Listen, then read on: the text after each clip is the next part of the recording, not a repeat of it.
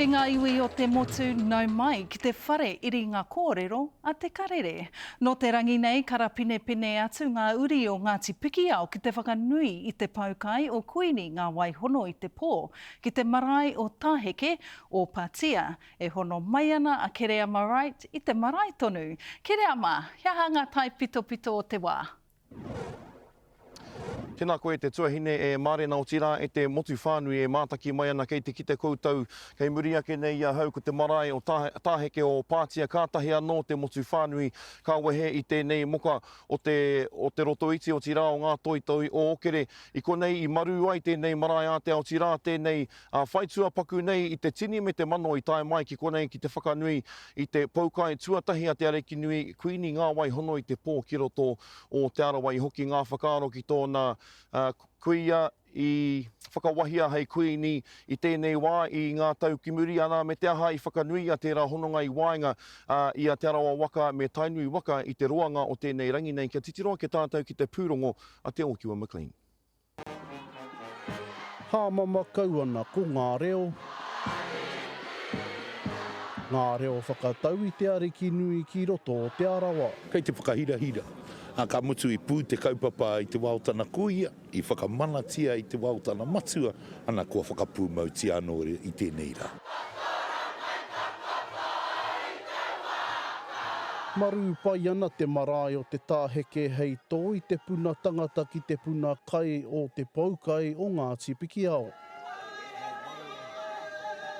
Ko ia te paukai tuatahi a te Kuini Māori ki te arawa, ko nei hoki te mea tuatahi a tōna matua a Kingi Tūheitia i te wā o te ora. Ko Pikiao te ure tārewa o te kingitanga. Ko Pikiao nāna ko Heke Maru, nāna ko Mahuta, ana ko Ngāti Mahuta, tēnei ko Waikato whānui tēnei.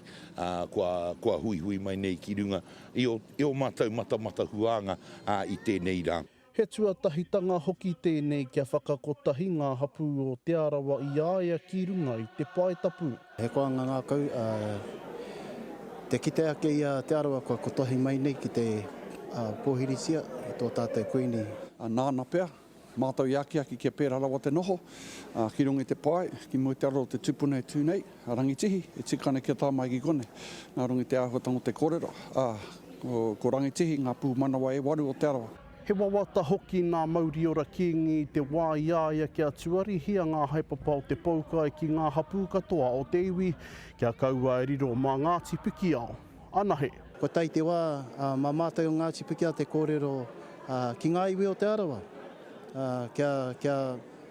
Kia tohaina tēnei kaupapa ki roto i a tātou. He kaupapa nui hoki tērā, he tono nui tērā, hara i te mea me tere te whakatui wera kaupapa, mea ta whakarite e tutuki ai. Nā te mea wenei kaupapa he mea moake tonu atu. Mātua rā kia tū he mea motuhake ki roto o tūhaurangi. Me kaua e whakatūria ka harore rangitahi noiho, me kaha te whakatū kia tikanga, whakaritenga, ngā tuapapa e koke tonu ai haere ake nei. Nā rungi te āhuatanga o te whakapapa.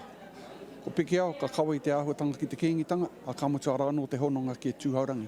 Engari anō, me ki a te arawa whānui tonu mai i Maketū, ki Waitaha, taira anō ki konei ki te tākiri o te waka, ko mātou ka noho nei hei i raro i te korowai o te kotahitanga. Ka waiho tērā mā te arawa anō e kōkiri i te huarahi, ana ko tā mātou he tautoko. Ka mutu pēr te harakoa o te kuiri tēnei te rangi i whakawahia i tōna kuia te ātairangi kāhu hei Kuini Māori tuatahi e iwa te kaumā whātau. Ki muri, te Okiwa McLean, te karere.